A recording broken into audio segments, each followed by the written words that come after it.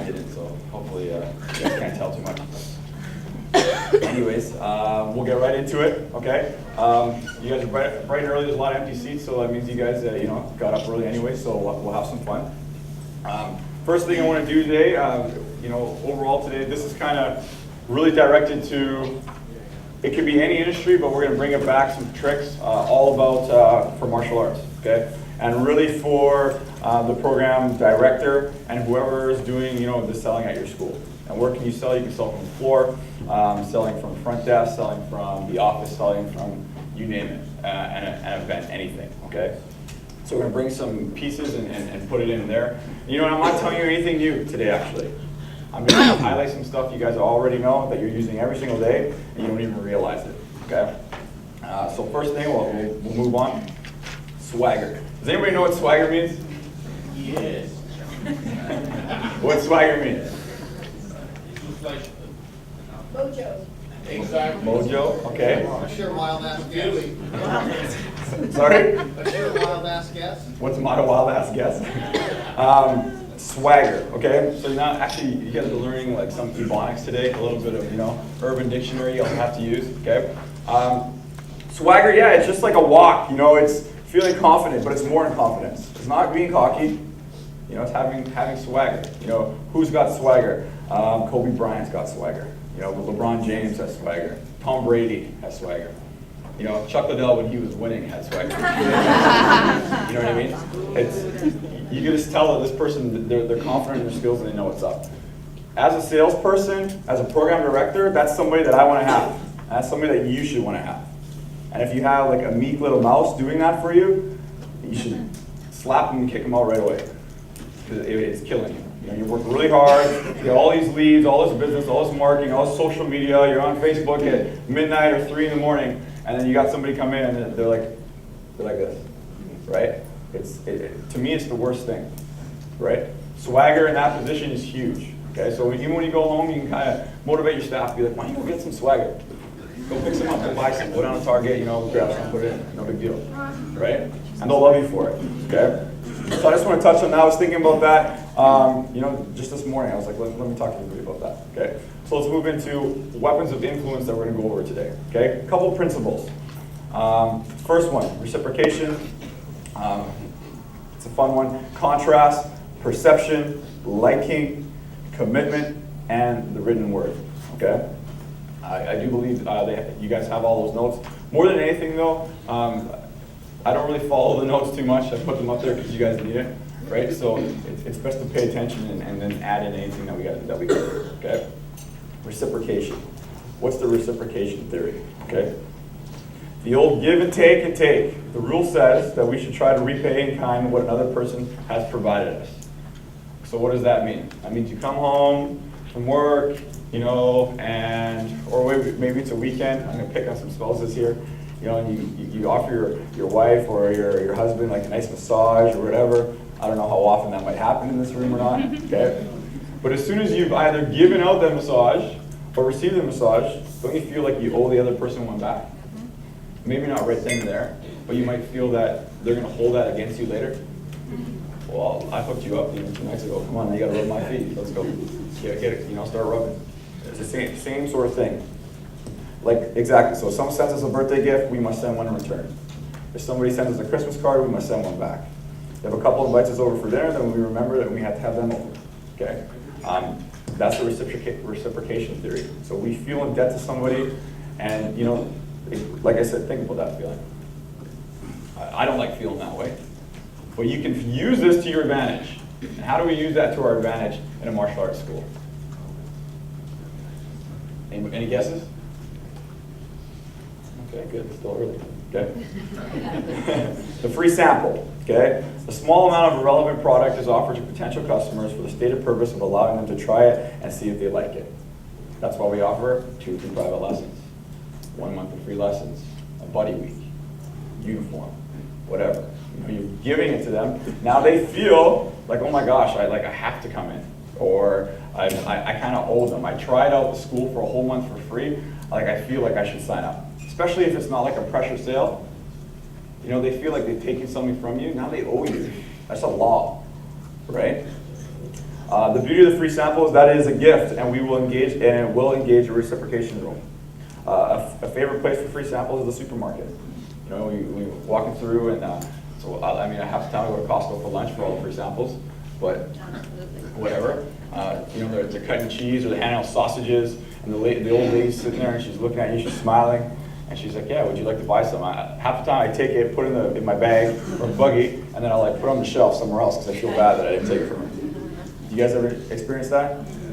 You know what I'm saying? Okay. So how do we use that to our advantage as martial artists? The puppy dog. Actually, before I get into the puppy dog, okay? No, I'll go right into it. Puppy dog. What am I talking about? The puppy dog. Puppy dogs are sneaky. Like the sneakiest, sneaky. Why are they sneaky? It's not the puppy dog itself. It's the people who use the puppy dog to their advantage. Who are that? Who are those people? Pet stores. Right? Pet stores. You ever walk by a pet store and they have all the cute puppies right in front? Right? You come up, oh, they're so cute. You come up and they're like, yeah, here, hold it. Hold the puppy. Oh, you take it and you're like, who wants to put the puppy down? Nobody wants to put the puppy down. Of course not. Right? And they know that, and they're sneaky, and they do it on purpose. Right? You think they do it for fun? No way, because it works. It definitely works. And we can do the same thing. Okay? How do we do the same thing with kids? How do we do the same thing? Oh, it's so easy with kids. Right? Any ideas for kids? Throw a uniform on them right away. Boom, uniform right away. Awesome. After you get a uniform, what else do you get?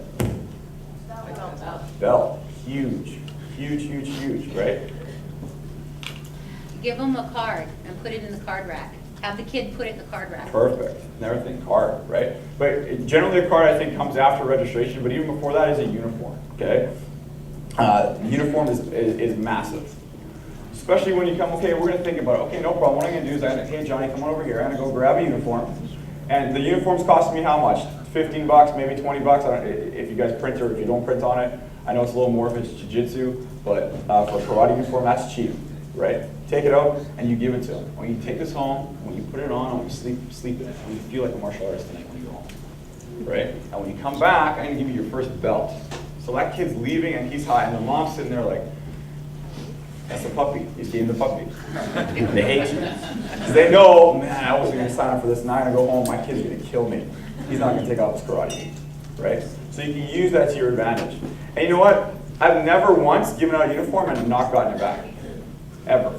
The parents either come back and give it to me, or they've come and registered it in the class. Every single time.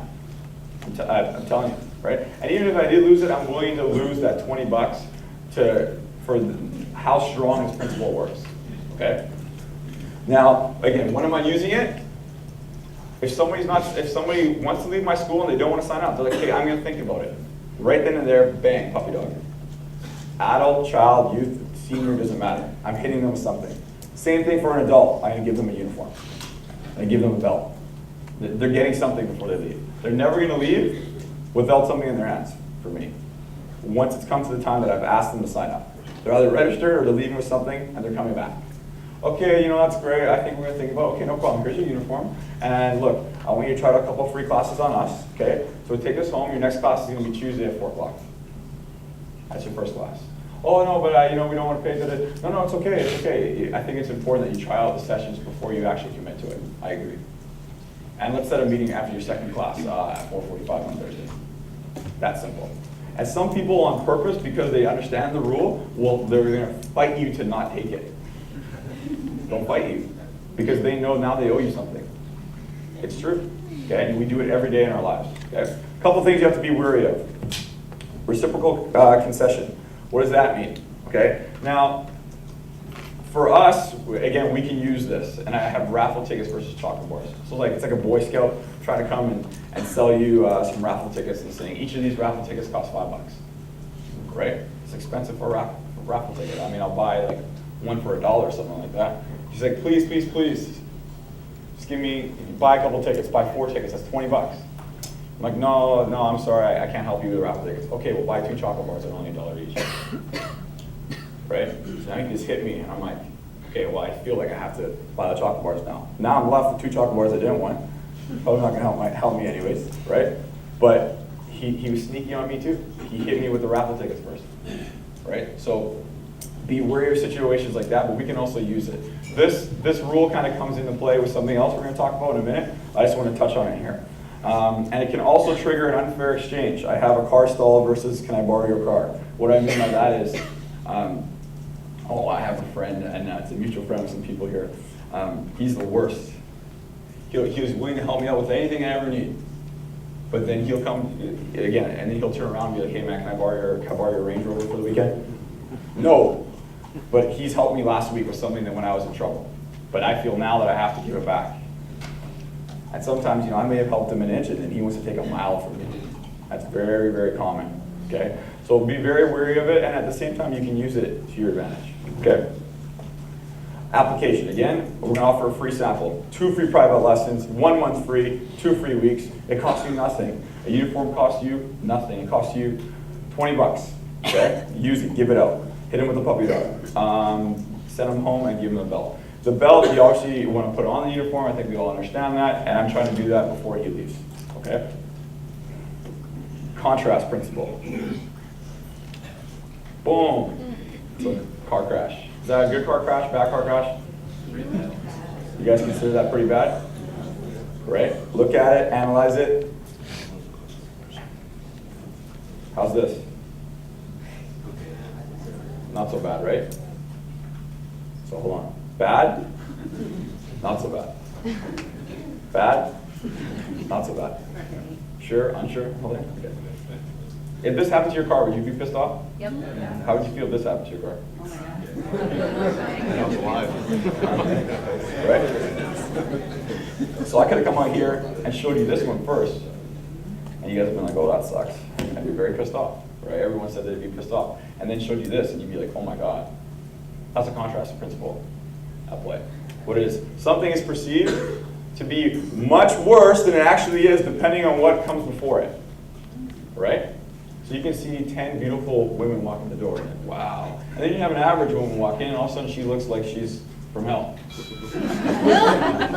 No offense, okay? Right? It's true though, or the other way around, right? So it affects the way we see the difference between two things that are presented to one another. If the second item is fairly different from the first, we will tend to see it as more differently than it actually is, okay? The point is that the same thing can be made to seem very different depending on the nature of the event that precedes it. Same thing with hot, cold water, room temperature. Have you guys ever done that before? You put your hand in a bucket of hot water and put your hand in a bucket of cold water. Cold, cold, cold, hot, hot, hot. Try it out, it's kind of fun. Then you take both your hands out and you put them into room temperature water. The hand that was in hot water now feels like it's freezing, and the hand that was cold water now feels like it's burning, okay? When really you only put your hands into warm water, or into the room temperature water. It's because of what happened before, okay? So how does that work for us? You're thinking now, oh, this is the best one. I love it, okay? The great advantage of this principle is not only that it works, but also that it is virtually undetectable. Those who use it can cash in on its influence without any appearance of having structured the situation in their favor, okay? Sweater versus suit. I'm gonna go buy a suit, say then go down to Harry Rosen or Holt Renfrew or wherever, and in the States I think there's maybe different brands or whatever, okay? I'm gonna go get tailored up, fitted, it's gonna cost me $2,000 to get a nice suit, okay? Afterwards, the salesman tries to sell me some socks for like 40 bucks and a sweater that's gonna cost me, $200. Because I've spent $2,000 on the suit, $40 socks seem like nothing. But if I walked in, the guy's trying to sell me socks for 40 bucks right off the bat, I'm like, are you crazy? I can go get 2 dozen ankle socks or whatever for that price. You guys hear me on that? Right? And think about it. And it works. Same thing with shoe salesmen. You're gonna go buy a pair of runners from Foot Locker or, I don't know all the American names down here. And at the very end, they always try to sell you what? A spray or some socks for $3. Because you just dropped $150 on a pair of shoes, you don't even care now about, well, what's $3? Yeah, just throw it in the bag. That's the whole point. That's this principle at play. And we can use it very, very effectively, okay? How do we do it? Sell the higher priced item first, always. Show of hands who's got more than one program in their school. Okay, if you don't have one program, immediately tomorrow when you go home, create another program. Okay? Yes, I understand the economy, but people will pay more money because people that have more money will pay more money. Okay? What do I mean sell a higher price item first? I sit down in my extensions. Hopefully you guys are doing this in a private area. And not at the front desk, ideally. Private area. If not, you can go buy like one of those makeshift things. You can set it up, put it in the corner, and now you have your office. I pull out my program book.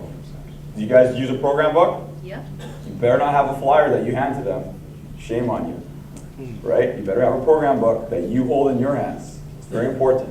Okay, I have it right here in my hands. Here's my book. And I hold it like this. Okay? And I control it. Each page only has one program. Not one page with all the programs. Because then eyes wander. Okay? I go over everything in detail before I even pull out the price. Everything in detail. They've gone through my lesson, second lesson. I've told them I've gone over the schedule, full detail. Your classes are going to be Tuesday and Thursday at 4 o'clock. Plus you're going to come on Friday for your black belt member class or your ninja class or your cardio class. And then you're going to do this on Saturdays and Sundays. You can have the option to come Monday, Wednesday morning, whatever it is. Okay? Awesome. So the program that I recommend for you is our Master's Club program or our Executive Club program. I'm looking at it, right? You guys can't see. Awesome. So here's the price. Equal monthly payments are $225 a month. Or you can do down payment $399, then monthly payments are only $198, or you can do the full payment for the next 2 years, which is $4,638. Which one works better for you? No other option for any other program. Can they afford it? In my head, do I think so? I think everyone can afford it, personally. For me on welfare, and I think it's worth it for you to pay me, because I know what martial arts are going to do for you. That's me. That's how I feel about it. So now they're like, oh, I don't know. Okay, no problem. Hold on. I think this program might work. Bang. Only $178 a month. It's not $225. Now 178 doesn't seem so high as $225. Now even if they're stressing, then I can go down. Okay, well we have our basic program 2 days a week. It's only $135 a month. Okay, I can spend $135. You see how that works? Now if I come out and say, bang, here it goes, $135. $135 seems expensive all of a sudden. And if I try to go up from there to 175 or even 200, I'm shooting myself in the foot. That's impossible. I can't do it. I can't do it. So always start with a higher program and work down. Always. The only time you don't is if you know for a fact that this person has no money and money is going to be the issue. And you need to ask questions ahead of time so that you can read that. You have to be able to understand that and read that. Okay, that's why we ask some magic questions, and the library has awesome webinars on that. You can check that out. Okay, ask specific questions. You find out, show it. Now, right after I've got them to sign up for 24 months or 36 months, how much does a program cost for 36 months? Anyone do 3-year agreements here? Yes. How much does it cost for 36 months? What's the total tuition? Total. 5,000 something. So they've just committed to $5,000 something. How much is the sparring package? $200? You know, I think we probably have the most expensive sparring packages on the planet. They cost like $350. We can get a sparring package for $150. Pair of gloves, T-shirt. T-shirt's nothing. I'm committing to $5,000. I'll spend $20 on T-shirt. So right after you've done that, now you ask for that. This is how you start to upsell. They're called add-ons. These are the socks and the shoe polish. Is your T-shirts and your gloves or whatever after you just bought the shoes. It's the same principle. Right? And it works. Because now they're ready to come in, they're ready to pay for that. Okay? So that's what the add-on purchases are at the end. I highly recommend that you create an add-on page. What's an add-on page? All it is a sheet in your program book. Once you committed to sale, they say, okay, great. Flip to the add-ons. Be like, okay, right now, if you register, right at registration, if you purchase these add-ons, you can add a pair of gloves for only $35. You can add a bag for $20. You can add this for $10. And whatever the list of your add-ons go right there. Now you've just made a $200 pro shop sale, and you've just made your extension sale all at the same time. You can use the add-on page at during upgrades, during renewals, any of those times, right? And the add-ons is a discount that's only offered at the time of that sale. If you go back today and you go home tomorrow and you want to buy it, I can't give you the same price, I'm sorry. You have to do it now. You have to commit to this now. Okay? So that's the add-on page. Put it in your program book. Perception. You guys can all see that? Does he look trustworthy, this guy? Some people said yes. Who said yes? No way. Okay? Perception. Perception is key. Okay? So I wouldn't want to buy a car from this guy. I wouldn't trust a word this guy said to me. Nothing. Okay? Same thing for us. Martial arts, typically, yes, they're going to believe us and trust us, but sometimes, we've been sweating. We've been rolling around. We were lazy. We own the business. We don't care to shave. We don't care to be groomed. If anybody saw me when I came in the first day, I looked like hell. I hadn't shaved in a week. Okay? Perception is huge. It's massive. If I came up here in shorts and no shirt or like a torn tank top, you wouldn't want to listen to what I'm saying. So I have to dress a little more nice for you guys today. It's okay. Expensive equals good. Perception. Mercedes-Benz equals quality. Even if they produce something crappy, you take that logo and you're expecting it to be what? You're expecting it to be good, right? What's a crappy car brand? I don't want to offend anybody, so I'm asking you guys. What's a crappy car brand? Anything American. Anything American. I'll stay away from that one. Okay, so yes, and it works the other way. So how does this work for us?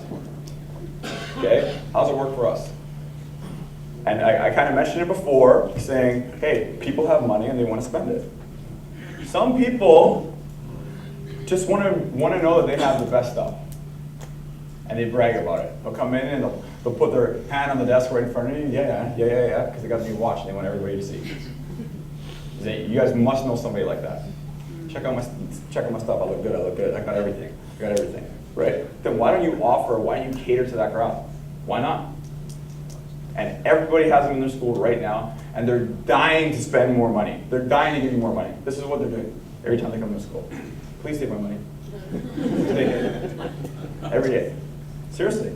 They roll up in their nice car or whatever. Some people just feel that way, right? So make something to make them feel special. We're going to create our special VIP program for you. Oh, it's crazy. It's a regular program, but you just call it a VIP. That's it. Just label it differently. It's the same thing, you're just labeling it differently. Now they feel special, now they're going to pay you an extra $40, $50, $60, $100 a month. That's it. Package something. Everybody teaches more than 2 days a week here, right? Correct? What's the average student train? How many days a week? 3? I think it's 2. My average student trains twice, okay? 2, maybe 3 times a week. Okay, now you have a special program that's 4 days a week. You don't even have to add another class. You don't have to make up some special class with some special skills. All you're doing is adding another day in the week and calling it something different and maybe allowing them to wear a different t-shirt, which also generates more money because now you're selling more t-shirts. And now you're telling us in your program. And because it costs more money, they automatically think it's good. Give it a cool name, charge more money, and now you think it's good. Because all of us do it every single day. If you don't know much about wine, then you're definitely guilty about this. Because when you go out and we get a bottle of wine, you don't necessarily want to pick the cheapest bottle of wine. And you might not want to take the most expensive, but if you're trying to impress somebody, then you might be like, okay, this one costs $90, this one costs $30, this one has to be better. Do you agree with that? I've done it. I do it all the time. Right? So, but in reality, it might not be. But automatically you think this wine has to be better. It's aged this amount of years, blah, blah, blah, but that's not always the case. Okay? So again, we can do the same thing. Now ask yourself these questions. So back to perception. How is your school perceived? How are you perceived? Every time of day when you're in your school, how are you perceived by your students? And forget your students, how are you perceived by your leads? What do they think? Think about it for a second. Are you always groomed? Are you always proper? Is your staff always proper? Is your staff eating at the front desk? Is your staff at the front desk? Are they dressed? They come in, tattoos showing, hoodies, how do they look? Because I know when I walk into somewhere, I'm analyzing everything. Everything. And if someone doesn't look right, I'm out. Or I'm automatically judging them. I can't help it, it's just the way it works. and they're doing it to us too, okay? Application, don't undersell your program. Again, we talked about that, creating a higher price program, definitely. And yeah, if someone's trying to bargain you down, then I gotta stand by my product. Personally, I stand by my product. I'll work with somebody who really needs the help, but then I stand by my product, always. Don't undersell yourself, okay? And set yourself up for success. Create higher program prices. Even if no one signs up, eventually one day somebody will. But if you never charge more, then you're never gonna get more. Never, okay? Liking, the next application, the friendly thief. The main work of a trial attorney is to make the jury like his client, okay? Liking, we say yes to people we know and we like. Do you agree with that? Yeah. If you didn't like me, you wouldn't listen to anything I'm saying? Or if I asked you to help me, you'd be like, flip me the bird and be like, piss off, get out of here, okay? How are we like? Natural factors. I always talk about this, good looks, okay? Research has shown that we automatically assign to good-looking individuals such favorable traits as talent, kindness, honesty, and intelligence. It's true. Have you guys ever seen that? Sometimes, I can't even remember what show, but I've seen it somewhere. There's like two people walking down the street. One is a gorgeous person, the other one's average, everyday person. And it's an experiment. And they're carrying books or groceries, and their bags fall. Okay, so when the average person drops their bag right in the middle of the street, it could be like New York or wherever they are, no one helps them pick up anything. Nobody. Now you have Giselle Bundchen walking down the street, right? Drops her bags, and there's 10 people, girls and guys, helping her pick up her stuff. Right? And that's because, and the whole thing was to prove that it's because of the way she looks. Right? So how do we make ourselves better looking? Right? You can do that with the way that you're perceived in terms of the way you present yourself, right? Again, I always come back to being groomed, smelling nice, changing your gi, all those things. Sometimes it's easy to get lazy, and it's easy to go up to the front, just finish rolling, just finish teaching a class, and then you're going to teach, you're trying to do an upgrade, and you don't realize how funky that you're actually smelling right now. And that's all. And it takes 2 seconds to just go tidy up and freshen up, and it's all the world difference, okay? Another, this is a Canadian study, Canadian federal election. Attractive candidates receive more than 2.5 more votes than unattractive candidates. It's a fact, okay? And so all I'm trying to do is make you guys aware of this, okay? What if physical appearance is not much of an issue? After all, most people possess average looks, and they can't really do a whole lot about it. Is there something that we can do that makes it, that we can still take advantage and make people like us? I said yes, similarity, okay? Relationship building. Massive, massive, massive. If anybody was in LA, we killed this in LA, okay? Relationship building. What's the whole point of relationship building? Find similar ground. That's it. Why do we find similar ground? Because I'm trying to show that I'm like you so that you like me. It's the entire point. So I'm going to ask you a million questions until I find one that I can relate. I'm going to hone in on that, I'm going to focus in on it, and I'm going to beat it to death. Because now we're friends.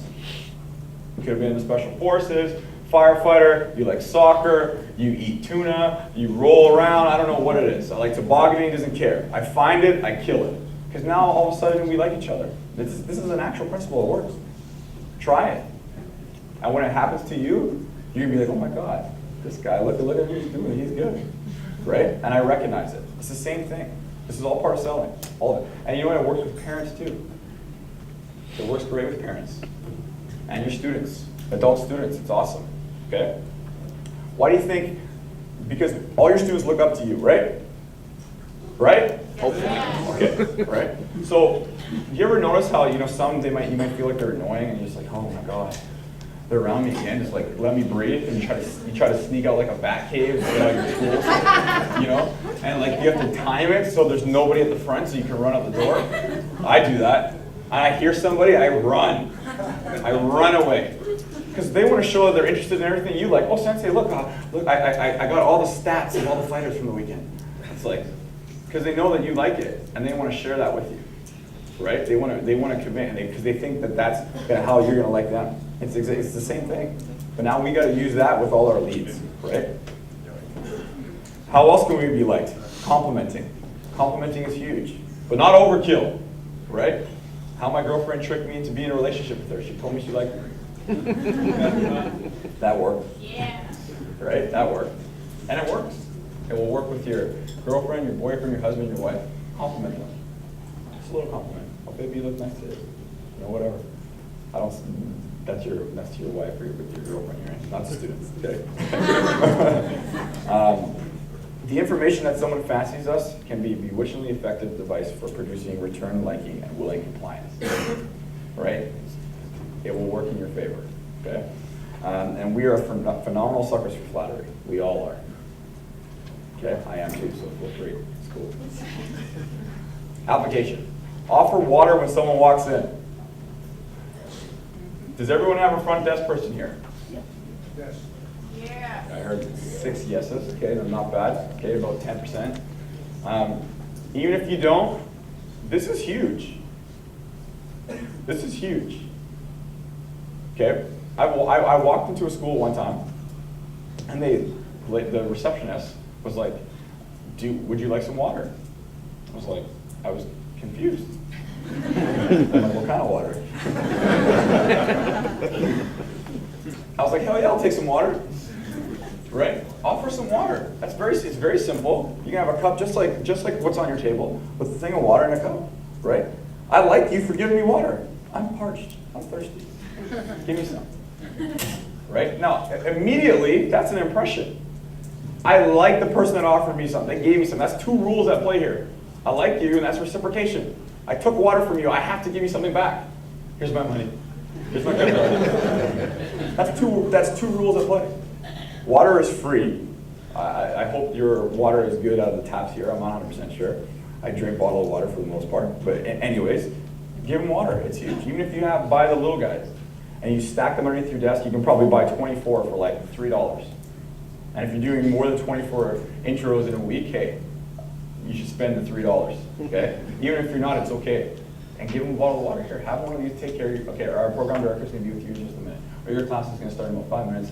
You know, I recommend you stay hydrated. It's like, that sets the tone. Who's ever done that before? Wow, I'm impressed. Very good. Who does it every single time someone walks into a school? I don't even do it. Back there. Very good. Very good. Where do you teach out of? Arizona. I'm going to Arizona. 100%. Okay. Say hello. Saying hello is huge. You know, eye contact. Unfortunately, I have a guy. He's like this, and he works behind my front desk. Okay. He's great. He's a soldier. He'll put in 12, 14-hour days every day. He's there on his days off, just like he's a fan and loves to work. Okay. But he's not always like the happiest. Like he doesn't come across as the happiest guy, and it takes a while to get to know him. And you know what? The feedback has come back negative on that. Negative. You know, his name's Connor. He's like, Connor's not very personable. But he actually is once you get to know him. But to people who don't know him, you know, he's kind of intimidating because he's big and he doesn't always, just his face, when he's thinking, he has all these crazy facial expressions. It's a little crazy, right? And he doesn't always say hello, or he speaks into the computer. Stand up, say hello at the front, okay? Being well-groomed, we talked about that. Shaving, clean, hair, smell nice and fresh. So fresh and so clean, I love that. I talk about that with my staff all the time. You gotta be so fresh and so clean, always. Outcast on, it's great. Dress, put the intro into a uniform also, okay? That feels nice to get a uniform. You guys put your intros in uniforms?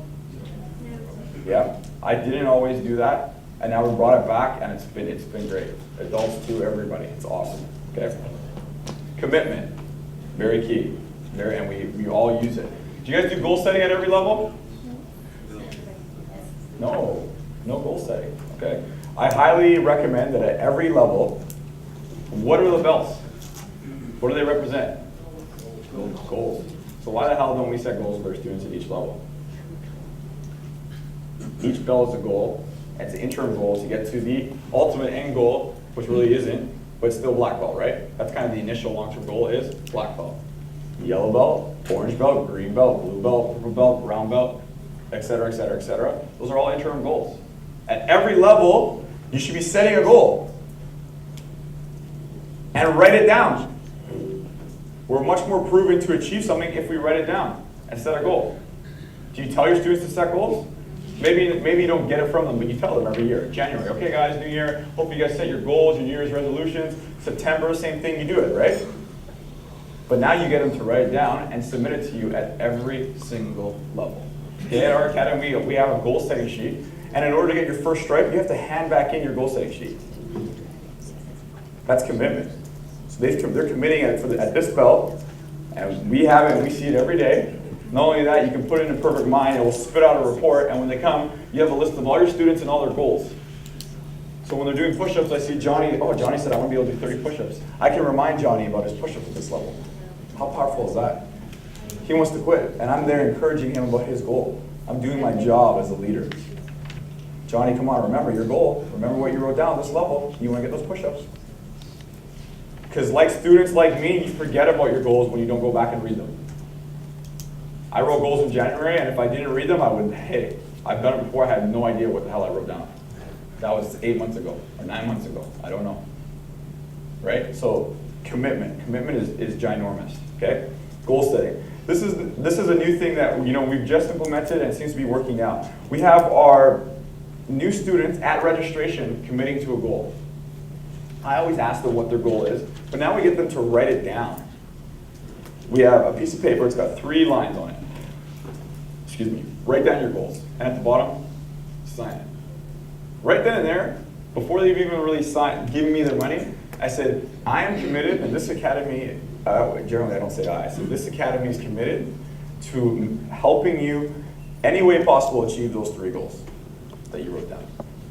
And those are short-term goals over the next 3 months. They're not, I want to lose 100 pounds. That's not a short-term goal. All right, short-term goals, achievable goals over the next 3 months. And they write it right there. That's huge. And they take a copy home. And then the next day they get a call from the program director saying, hey, you know what, congratulations, thank you. Or the instructor saying, hi, nice to meet you. I have all your goals here in front of me. I'm really excited to get you on your way in achieving those. That's retention. That's sales, right then and there. That's their commitment, it's huge.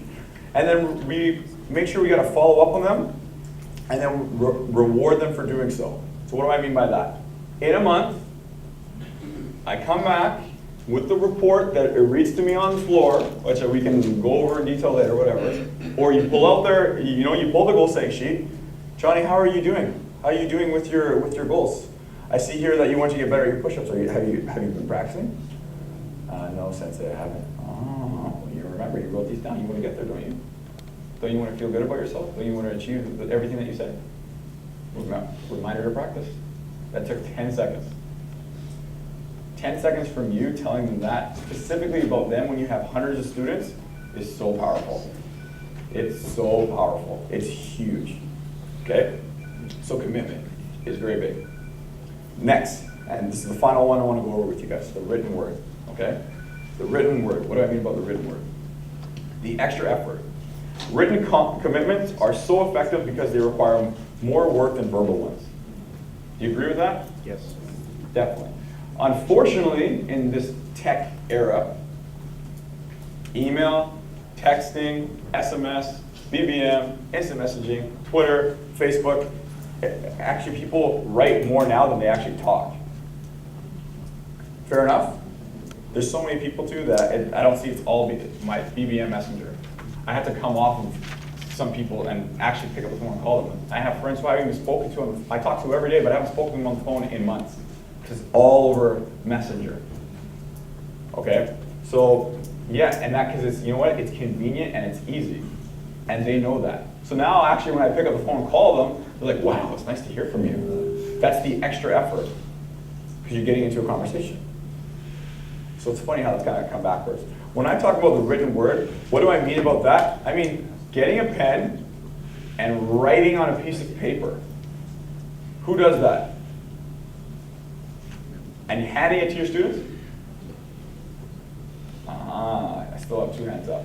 It's huge. It is huge. Okay? I can remember, I'm about 17 years old. I'm a piece of crap kid.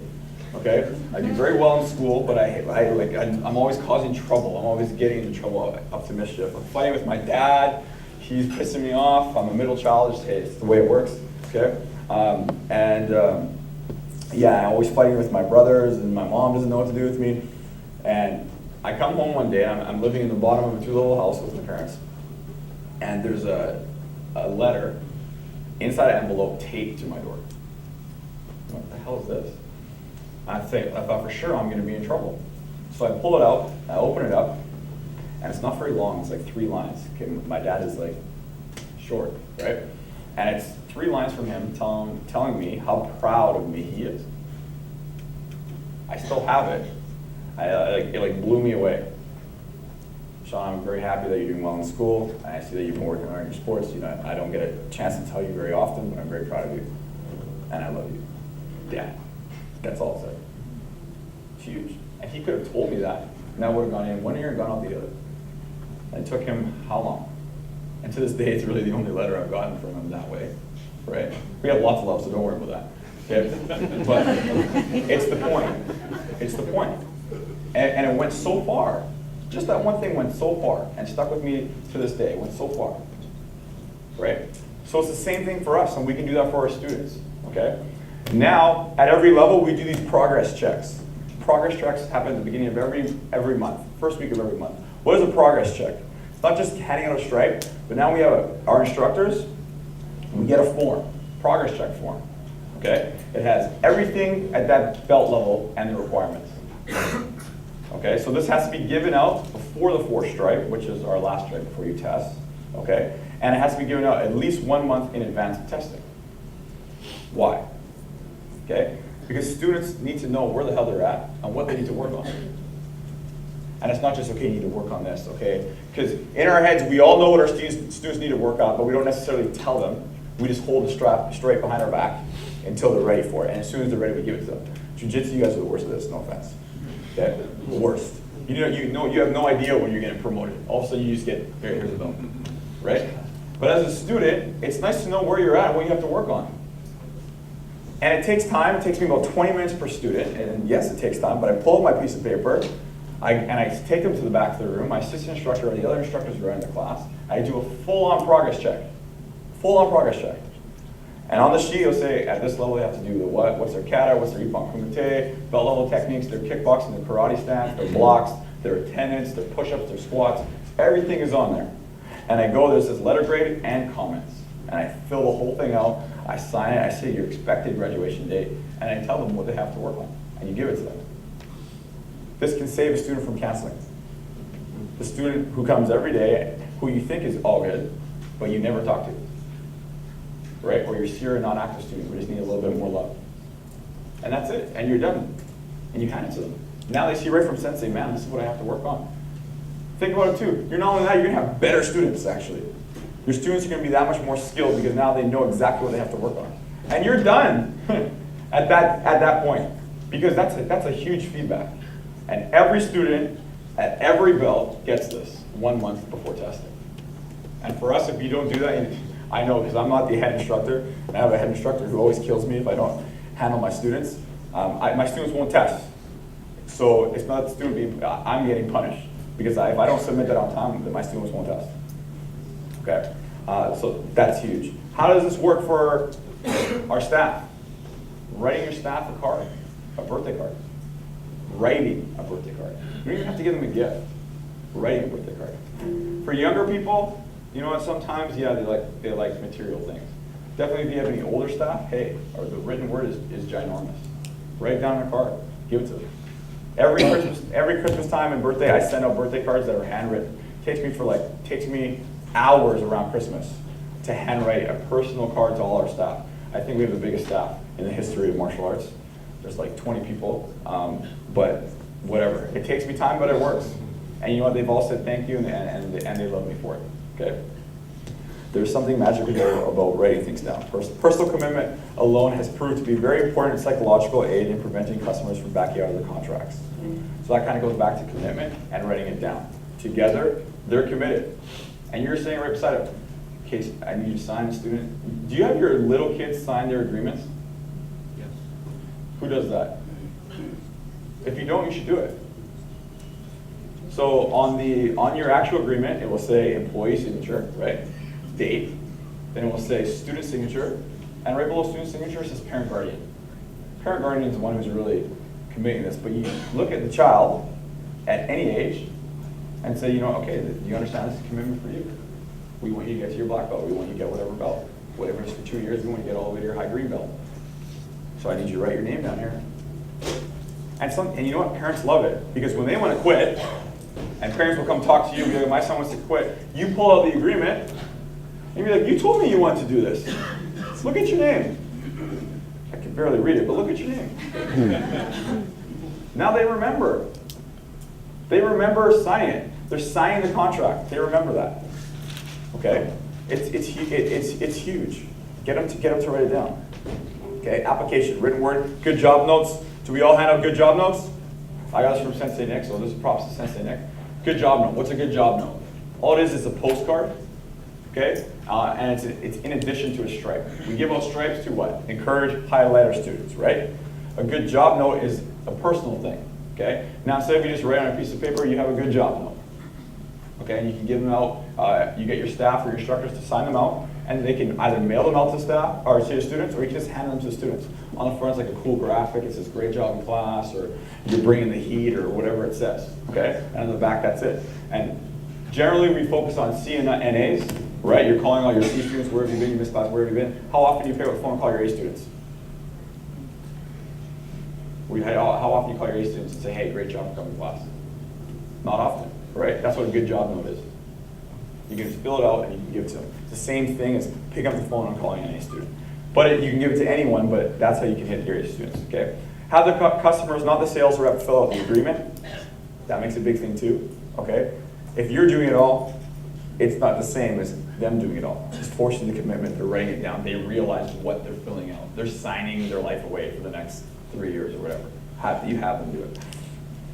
Tell your students something special happens when people put their commitment on paper. They live up to what they've written down. We've kind of gone over that. And it's the same principle you get back when you ask them to fill out their goals.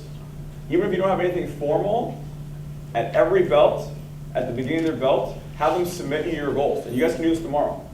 Even if you don't follow it, you can put it away, you can throw them away. But just ask them, say, okay, before you guys get your first stripe, I need you to write down your goals. And they can write down on a piece of paper, anything, but they have to write it on a piece of paper. They can't print it up. Got to write it down, and they got to give it to you. Even if you never look at it, it's okay. But immediately you're helping them by asking them to do it at every single belt level, okay? Write feedback down for your employees. Do you guys ever do employee reviews or anything like that? Performance upgrades, anything like that with your staff? Yes. Evaluations, yeah? Definitely. We just did ours. We do ours twice a year. Everyone gets an evaluation. They get an employee evaluation and whatever their position is. So if they're like an instructor, they get an instructor evaluation and an employee evaluation. So that's 2 evaluations. Program director will get an employee evaluation and a program director evaluation. Right? Front desk, and so you get 2 evaluations. And it's written. I don't print it, I write it down, and all it is a list of like 8 different things they have to work on. Position compatibility, attitude and effort, presentation. They get a mark out of 10. And then at the bottom, they get a total. And then you write notes. And it's an easy guideline for you. You sit down with your employee and say, okay, great. Hey, this is what you've been doing. This is what I've seen from you for the last 6 months. Because we all work hard, we expect our staff to work as hard as us. We expect them to be there every single day. That's not going to happen. And they don't always know what we're thinking or what we need to get out of them. So the evaluation is massive for your staff. My staff was like running on crack the last month after their evaluations. They're so happy to get feedback. They were thirsting for it, like vampires. They like couldn't wait, and they got it, and they were like so happy. And that didn't take me long at all. Honestly, I feel the evaluation per person probably took me like 15 minutes because I know them. I know all these stuff in my head already, they piss me off for all these things. I just put it on paper, right? And they're happy about that, huh? Yeah, and they love it. I mean, I'm not killing them. You can't say you're bad at everything, right? Don't do that with your evaluation. Maybe if they're bad at, let's say they're bad at 10 things, I'm gonna focus on 2. I'm gonna give them 8 that they did awesome. I gotta find it, I don't know what it is. You showed up today, great. Right? But I really need you to look at this. Don't punch the employees, don't punch this, whatever it is, right? So remember that with your evaluation. And then, you know what, you put the evaluation in your employee file, and the next time you have an evaluation, you can pull it out and compare. did you improve? Oh my God, I'm telling you the same stuff I told you 6 months ago. What the hell is wrong with you? Serious. And then you show them. Look, this is what we did. We went over this last month, or last year, and you're still doing the same thing. So when you want to reprimand them or fire them or whatever, now you have a leg to stand on. You're not just making stuff up. As defensive as they might get, well, no, sensei, da, da, da, da, da. No, you didn't actually, because we spoke about this. And if I go back 2 years ago, we spoke about it then as well. That's part of the employee evaluation, okay? And then finally, you can encourage through the written word, and we kind of spoke about that, all right? I do believe that is it, so, questions? Ladies and gentlemen, Sean Jimenez, we've got some time for questions. If you have a question, just raise your hand. We'll bring the mic over to you. My man. You said you had 20 employees right now? You have 20 employees right now? How many students do you have? We fluctuate between 500 and 600.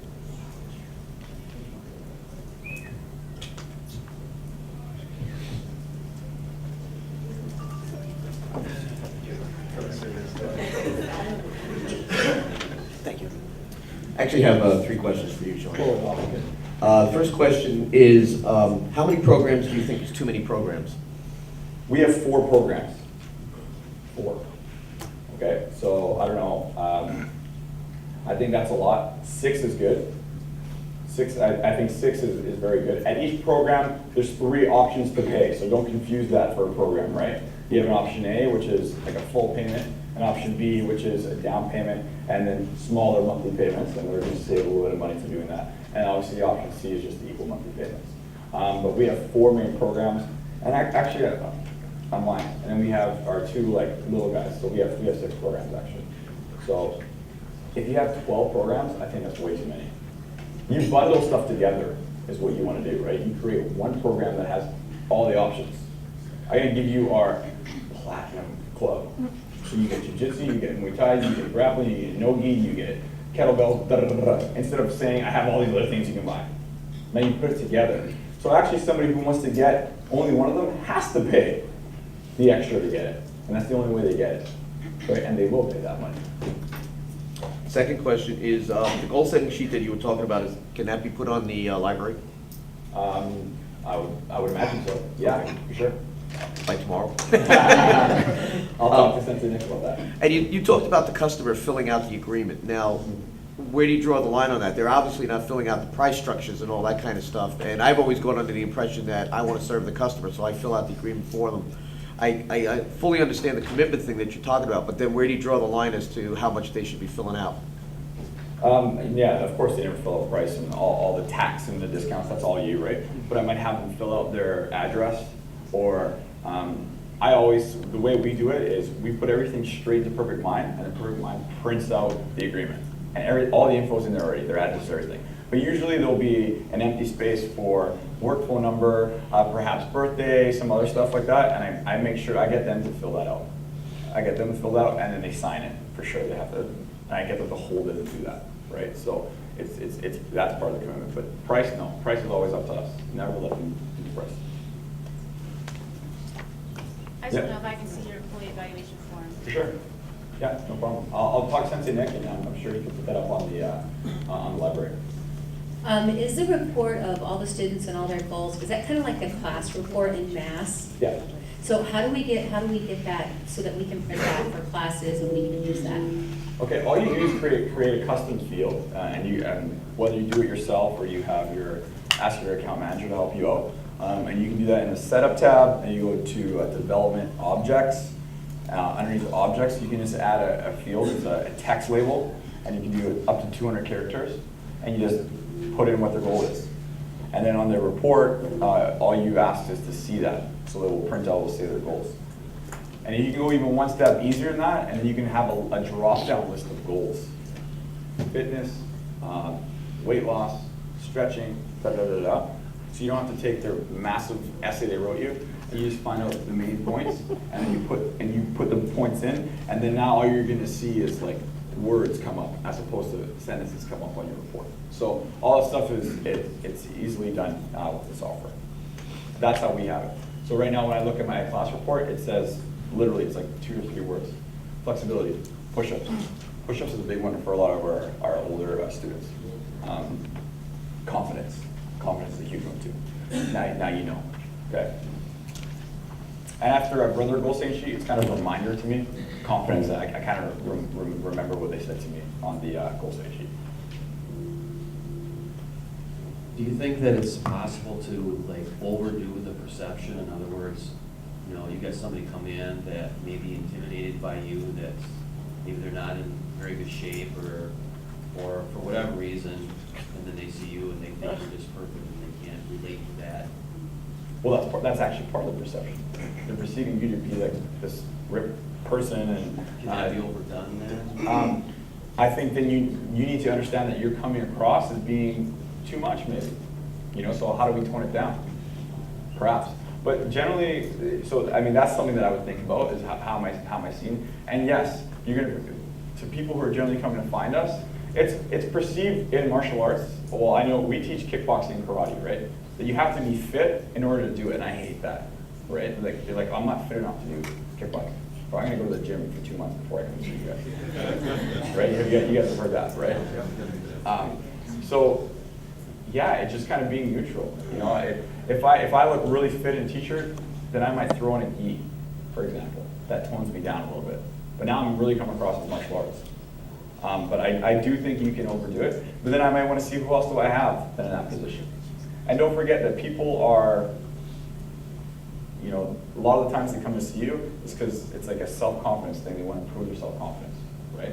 So they're already naturally feeling down on themselves when they come in and see you, right? So there's nothing really to do about that, but besides be very encouraging, motivating, and yeah, it might be hard to find, you know, light around them. But you just have to encourage the hell out of them. Encourage, and you know, get them to try it out for you know, 30 days or whatever.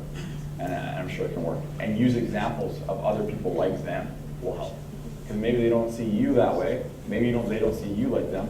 But you had another student just like them, and chances are you already did. You probably have one on the mat that's has the same situation as them. Does that kind of answer your question? Perfect. What's the difference in your employee evaluation and the position evaluation? The question was, what's the difference between employee evaluation and position evaluation? Position evaluation, I'll go with program director. That's my baby.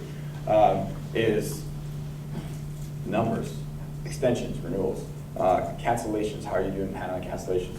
How are you collecting delinquents? It's duties to that position. Employee evaluation is just how are you working with the team?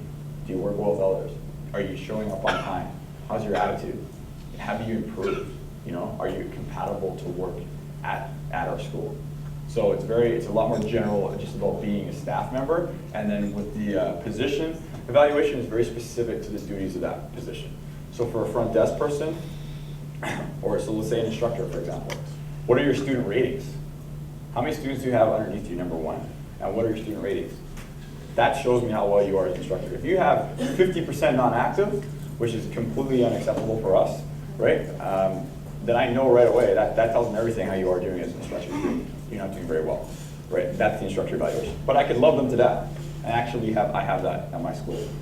Not that severe, but I have someone who's great on the employee evaluation, but they're just not that great on their personal evaluation for their position. So we've had to move it. Does that answer? That's good. Perfect. Any other questions? So if you have 500 to 600 students and 20 employees, what's your average? Roughly 20. Like we have a lot of part-time. That's what I was going to ask. Yeah. What's your average student tuition and how many of those are part-timers? What's my average student tuition? And then how many of my staff are part-timers? Okay. We have 8 full-time staff and everybody else is part-time. The majority of my instructors are part-time. So you know. Okay, so I have like I said, we have 10 instructors who teach very limited classes, maybe two or three classes a week, but they're still on staff. Average tuition, I'll tell you what our average billing is. $167 a month.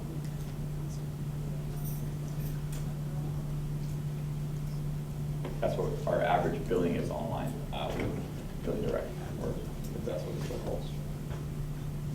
I'm having trouble wrapping my head around asking an 8-year-old at registration time what their goals are. I can see in my own office getting things like learning how to fly through the air and run up the walls and flip over backwards. So how do you guide them into realistic goals? They don't do it themselves. 8 and 8-year-old doesn't fill out the sheet themselves. So you'll, you know, I'll totally give Sensei Nick and John a copy of our goal setting sheet. For our youth, the parent fills it out with the child, and it's actually the teacher at school also has to fill out the goal setting sheet. So for adults, it's a lot easier. I ask them there, but for the child, it's something we give them and they have to take home, and then they bring back. And it's 2 sides. The front side is the typical questions: what do you want to achieve in the next 3 months? What do you want? A lot of the times, it's the parent that says what I want to do, and then it will ask the child, what do you want to get better at? Right? But an 8-year-old shouldn't be making a decision whether they're coming to karate or not. I'm sorry, not in my opinion. On our student questionnaire, when people come in for the intro, it was their first time, we get them to fill it out. We have, what are your goals? We have options and little check boxes like self-confidence, Yeah. self-discipline. Would you say it's better to kind of leave that blank and ask for their goals and put like 3 months goals in the questionnaire, No. or ask after? Okay, I love, I do it the way you do it now. On our waiver, she's talking about the waiver form. It's like, why are you here? It's like 8 or 10 options, and you can circle whatever they're.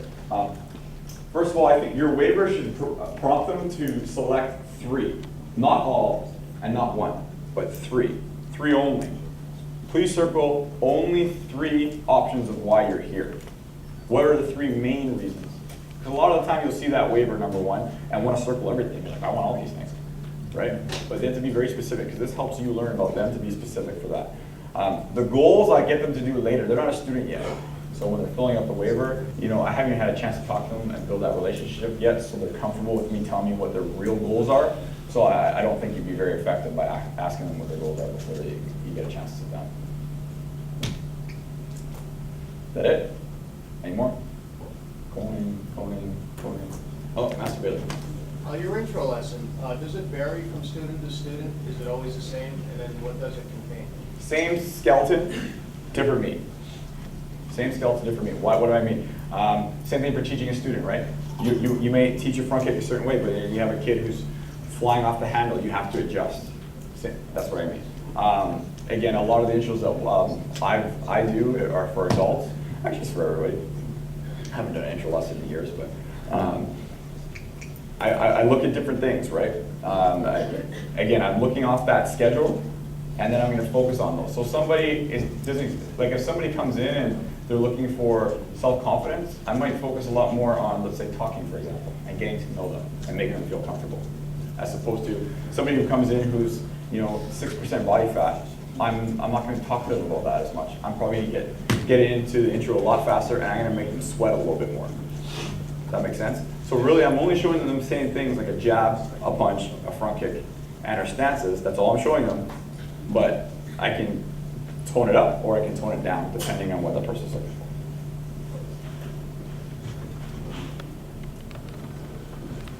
for. All right. So in the sit-down area, I don't have one of those. How imperative do you think it is to have a sit-down after the first intro? After the first intro, do you do 1 or 2 intros? What's that? How many intro lessons do you do? 1. You do 1 intro? Okay. We do 2 intro lessons. I recommend that, definitely. But for registration, I think it's, even if you can't sit down, you don't want to discuss contracts, pricing, money, agreements in front of other people.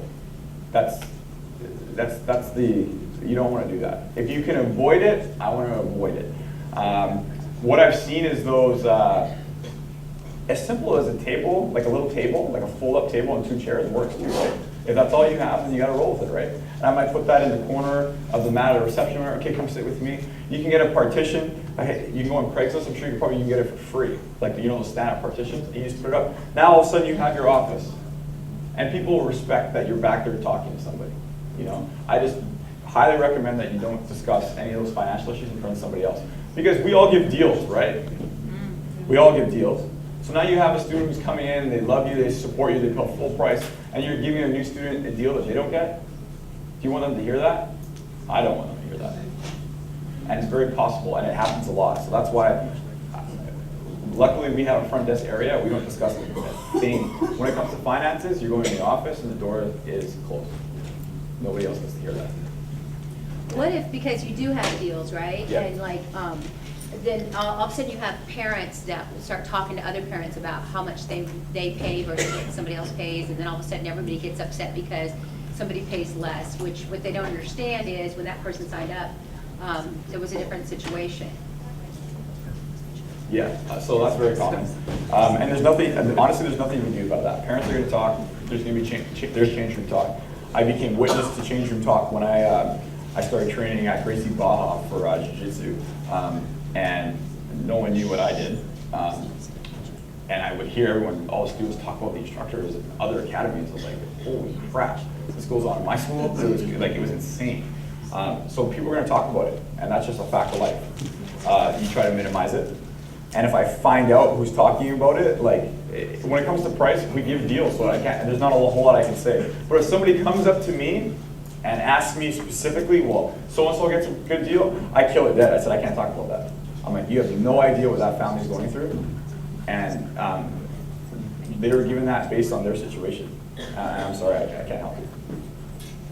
I don't entertain it. Well, I don't want to pay. I said, okay, I'm sorry. That's viral behavior for me. I don't like it, and I don't tolerate it from parents personally. Because there's another student that's going to take none of my energy that I can sign up anyway. If you want to take it up, then you can go. Okay, last question. Not so much a question, but I had the same issue. And when I did it, I just started addressing that myself in class and in emails, and I would just say, hey, I know we have specials, some people got a different rate. I would just start saying it myself so that people wouldn't start talking about it. So I would address it first. Ladies and gentlemen, Sean the Shark Jimenez.